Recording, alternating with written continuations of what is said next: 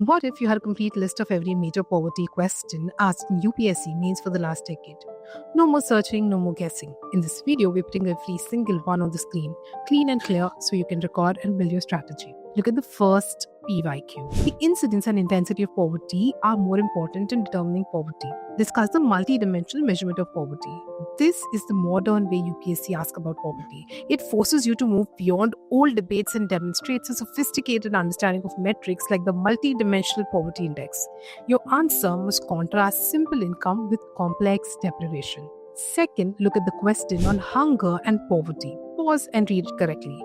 They are becoming the biggest challenge for good governance in India. Evaluate how the governments are dealing with this problem. Here, you are the auditor.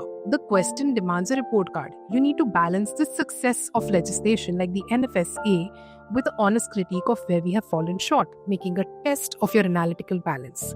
Look at the third question. Despite being a high-growth economy, we are witnessing feminization of poverty. This is a classic that links growth to social structures. It's not enough to state that women are poorer. You must explain why economic growth has not automatically trickled down, highlighting the structural issues like the asset gap and unpaid care work. Then look at the next question, the economic paradox. The nature of economic growth in India is described as jobless growth. This is a favorite of UPSC. This question sits at the very heart of the poverty debate. If growth does not create good jobs, how can poverty be eradicated?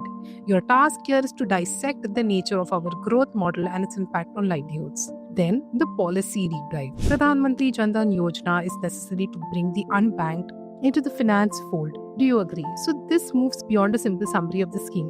UPSC wants a critical evaluation. It's mere account ownership enough.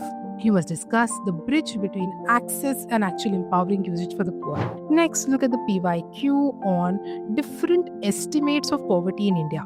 They all are indicating a reduction in poverty levels over time. Do you agree? Critically examine with respect to urban and rural poverty indicators.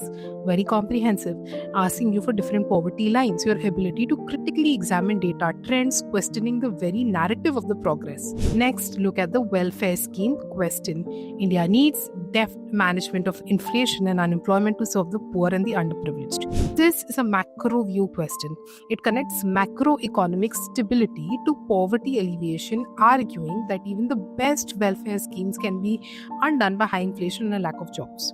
So you've clearly looked at the pattern. They're asking about measurement, evaluation, interlinkages, and solutions. If you've liked this, do save the shot and see you again on UKey with some more interesting needs analysis.